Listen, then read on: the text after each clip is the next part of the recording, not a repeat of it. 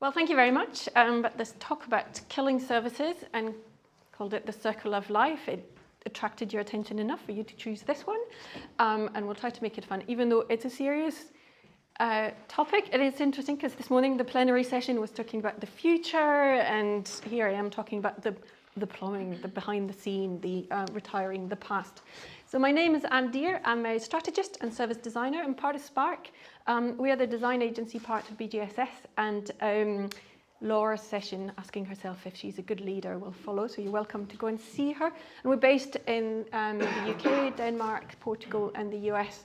We work across sectors from the public, charitable, private sector, and we cover the entire design process from strategy, research, design, delivery and managed services. And the reason why I mention these things is not to brag about the company, it's great, but actually because the examples that I pick on throughout the presentation and the knowledge that this presentation is built on is on clients from various different sectors. And it's all anonymous, so I'm not picking on anybody's name, but we've worked with a number of clients to talk about this. So quick show of hands. Is anyone building the next Great Pyramid of Egypt? No? Good. That would have been awkward if any of you had said yes. But then this presentation is relevant to you because all things shall pass, including the wonders of the world and including our services, include our wonderful products that we have put so much sweat and tears building. All our organization will pass unless you're the Great Pyramid of Egypt. So we need to start looking and asking ourselves, how do we decommission it? And what we just talked about before we started, often we just leave things running. It's cheaper to just leave things running because we don't know, because of the risk, how to do it, about the risk, about the cost. And also because there are only 24 hours in the day and we've got enough work as it is to deliver new services. And here I am talking about decommissioning them. And what I'm talking about is even worse, talking about decommissioning them from day one. So starting to talk about end of life while you're still putting business cases about how you create something. So if you prototype something, start asking, how we decommission the prototype?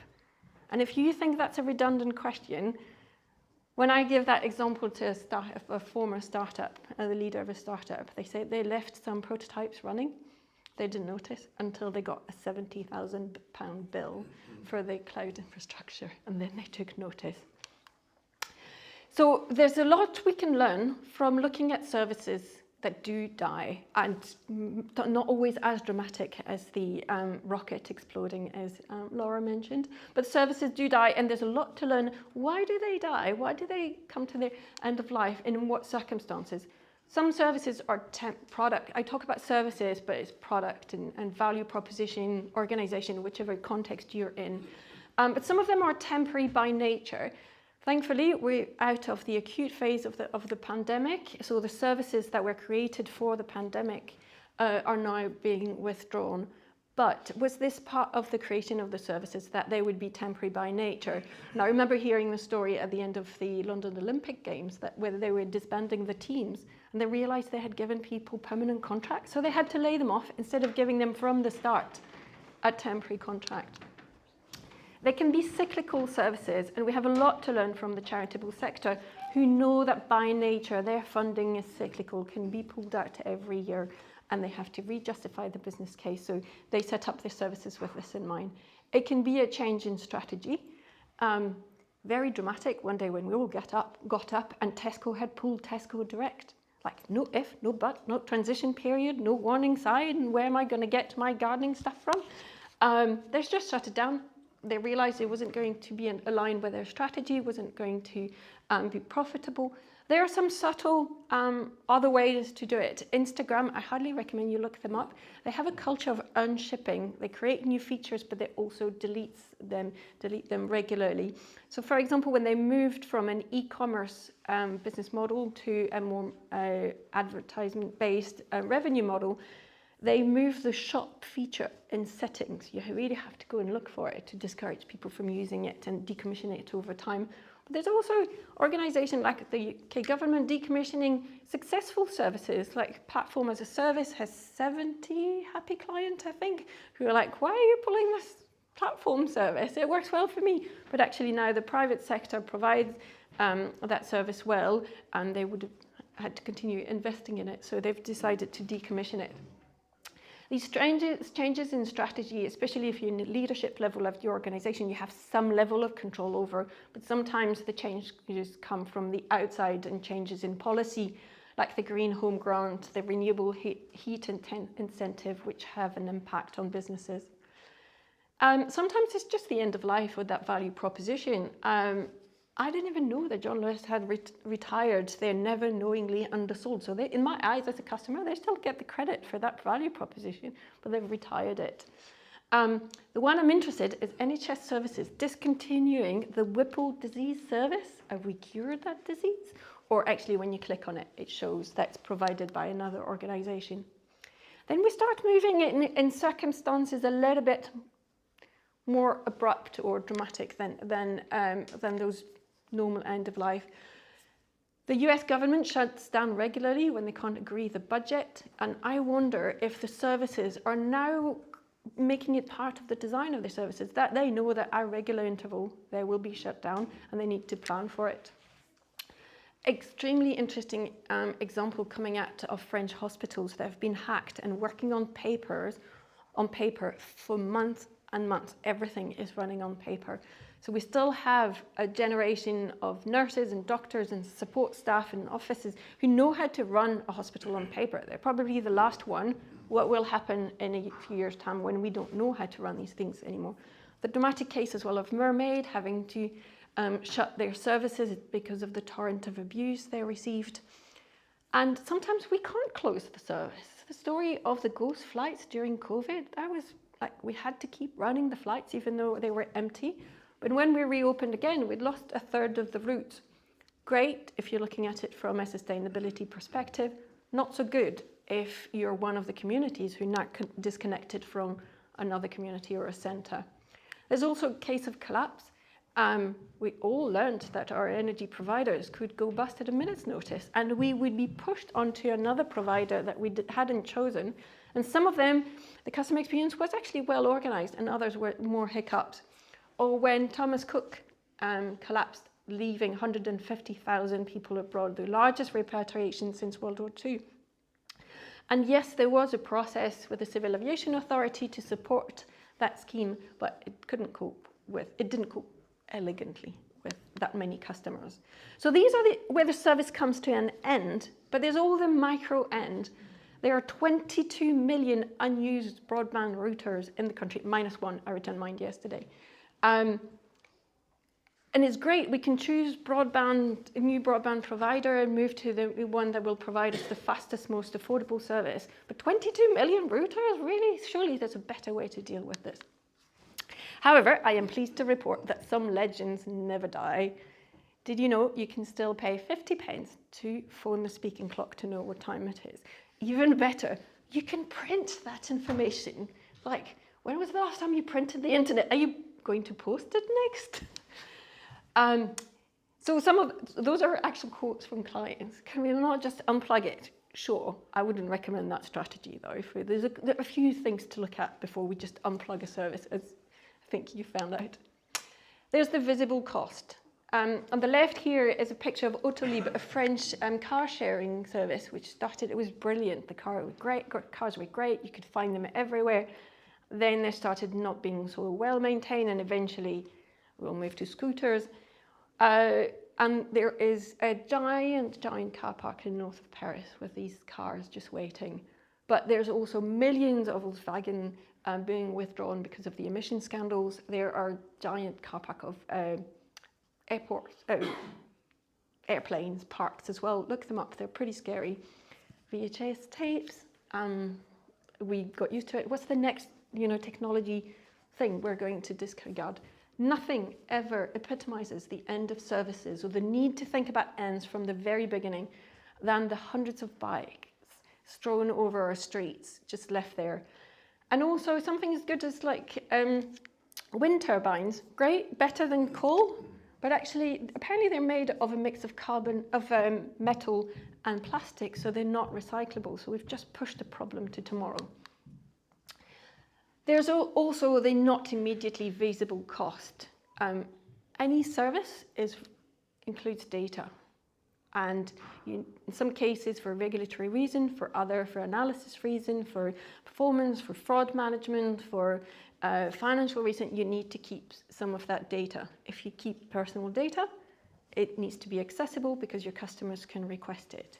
If they can request it, you need to make that data accessible. If it needs to be accessible, you need not just the technology, which is the tip of the iceberg that people see usually, but actually you need the people, the processes, and the documentation, that memory, or your people are going to leave, but you essentially need to create a dead service. You've created a new service to give your customers the opportunity to access that data, to comply with the law, and the fines are pretty hefty. There's also the cost of the cloud. Learned recently that the cloud has a greater carbon footprint than aviation. That's mental. And 90% of the cloud data is never used. So it's still more efficient than keeping your data on-prem, but it's still a significant cost. And then retiring services can have a huge impact on customer experience. And there's like lots of examples. And the example here is picked up from the Child Trust Fund, which is a scheme to encourage families to save between 2002 and 2011. And families with children with disabilities struggle to access these funds because the children can't give consent to access that data. Free school meal is one of my favorite services. It's so complex and it's so visible. It's so easy to understand and yet so complex in the back end. And there's two things we can learn in that when it comes to closing services. First, the interdependency. You can turn off a service, but you might unwittingly affect another one that you knew or didn't know was using that data. So for example, when governments made free school meal accessible to all children in primary school, it was great, but they didn't, maybe they knew, maybe they didn't, I don't know. But the result was that people stopped applying. Why would you apply for a benefit that you already have anyway? But these application data was used to fund the people premium, for example, giving additional funds to schools with children from deprived background. So now we came into the situation where schools are encouraging families to apply for a benefit they have already. And the second thing to learn from that example is that doing research with children, families, and grandparents, a lot of parents and grandparents who used free school meal when they were children were stigmatized. They were given a ticket of a different color. They were made to stand at the front of the class, or they were made to queue differently. That had such a tremendous impact on them that they don't want their children to have free school meal today, not knowing or not realizing or even not believing that nowadays it's a plastic card. Everybody's got the same white card with a magnetic strip on it, and you can't tell who put the money on the card, whether it was your local authority or whether it was the parent. But that service memory stays behind. So when we create new services, we need to understand the closed services that came before us and what footprint we'll leave behind as well. Thankfully, it's the end of the service and I feel fine about it because we can plan for the end of the road.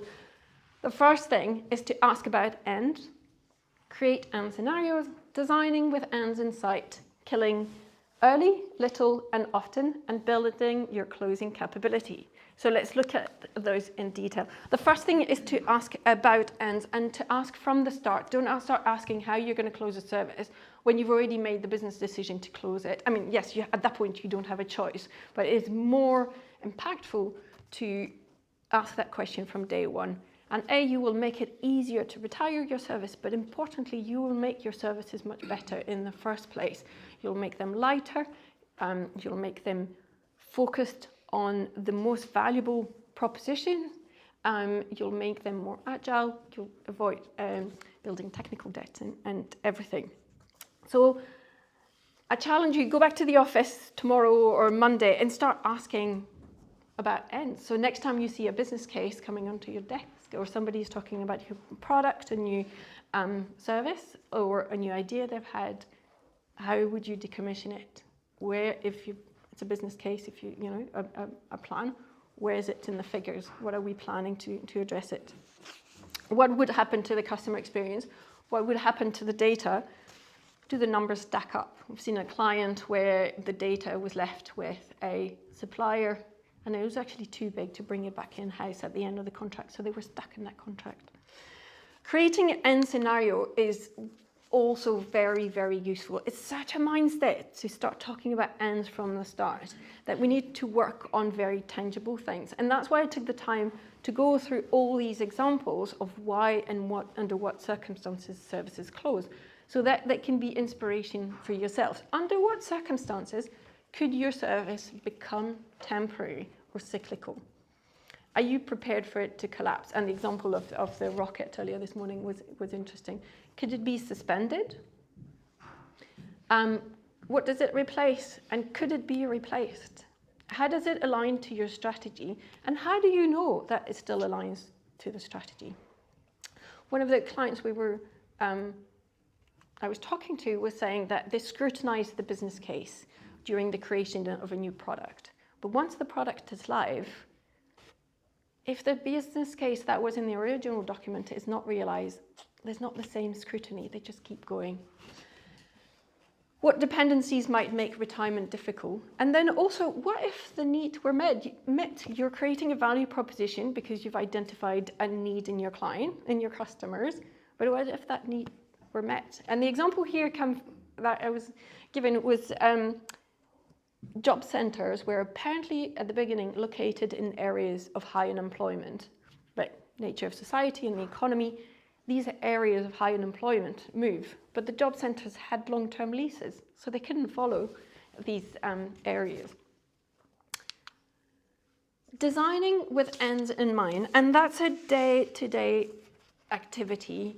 And the purpose is to create better services in the first place. And I remember I was not that long ago in a user story refinement session, and I had put on the list of things to discuss, how would we retire some elements of what we were creating and the overall platform that we were creating. And this is where the quote comes from, was like, oh, we've got enough work creating the thing. We like leave that for tomorrow. And I was like, wait, I'm giving this talk. Can you please humor me? 5 minutes, I promise.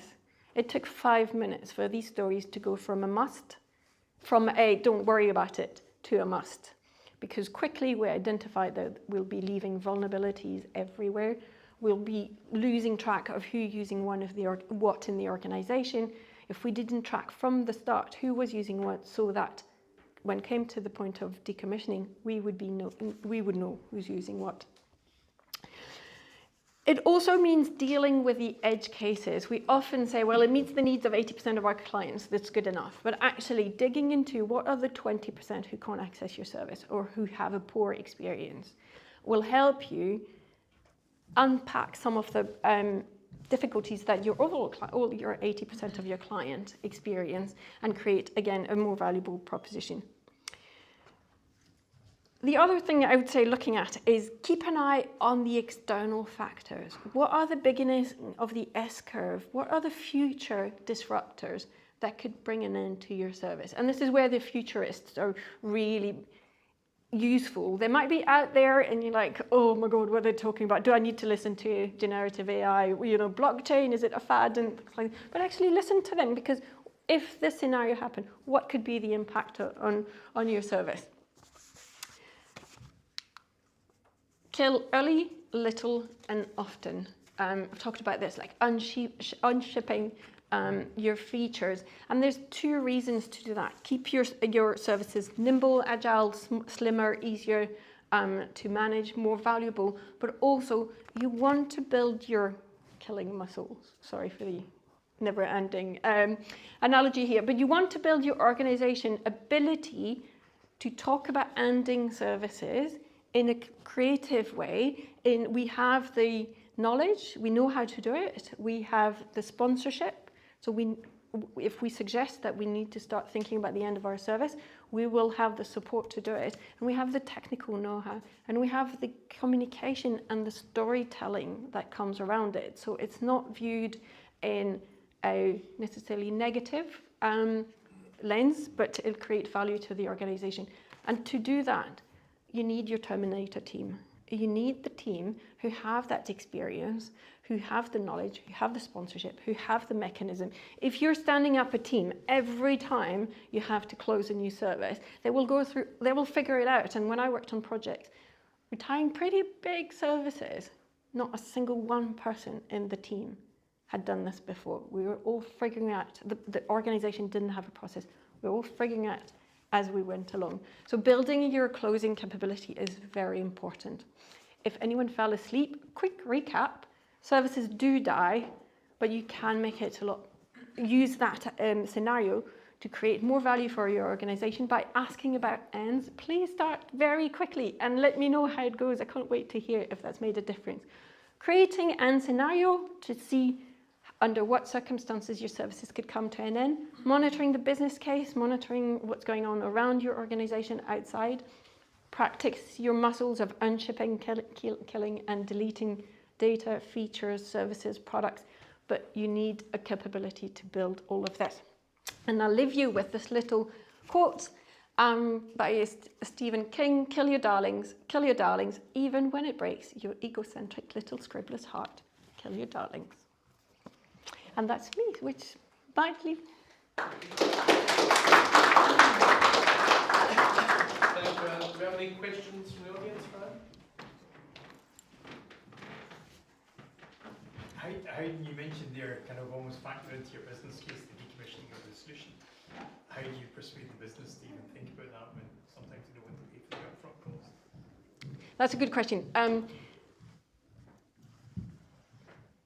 Ask the question is the first thing, because your business will be different. When I've seen it happen, asking the question, and as I said to people, give me 5 minutes. It took 5 minutes for these stories to get to the top of the question.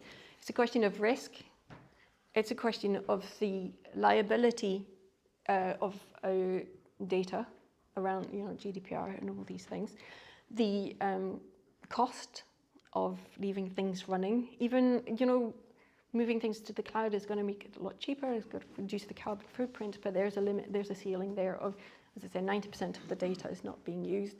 So it's just applying the same skills. We apply the same business case variable that we apply to creating the service to deleting it. And the other thing as well is if you look at your organization innovation framework, governance, I don't know how yours is called, but you do the research, design, then you start your first prototype, and then at each point you can have that conversation about, should we keep going?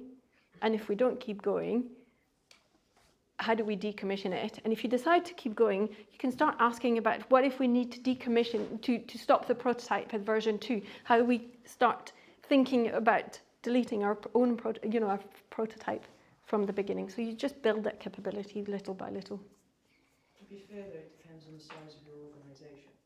So if you're in a big behemoth organisation, then you're not going to be able to affect change that quickly because you don't have the voice, you're not part of the strategic direction.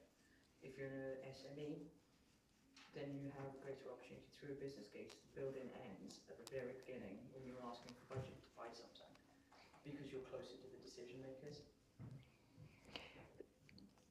To some extent, but to my experience, once you start asking this question, you can embed them at every level of the organization. So the example I was giving in a user story refinement session, it was a big organization, and I was among a number of consultants, and I still changed the direction.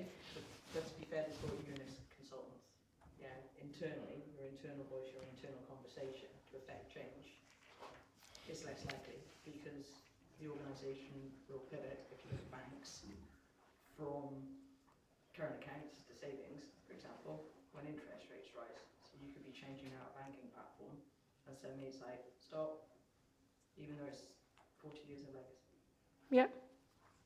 I think it can be the level. It's like everything we do. The level of change we can affect changes in the different circumstances we're in. But you can make changes at whichever level you're at in the organisation. You can practice this and make a difference. Yeah. How do you go about dealing when the resistance is like external rather than internal to the company? So like you have long-term contracted clients that maybe use a piece of functionality that you've now superseded, you've now got a better version out, but they've got that piece integrated in their day-to-day. Yeah. Good luck. That's outside of my experience, so I can't comment on it, but it's a good one. But that's the point of asking these questions from the start, of thinking of the version that you are creating, how you will move people off when you want to decommission it, so you retain that control. So it's difficult for things that are already out there, but I think my point is start talking about it from day one. When you're creating it, start considering those questions.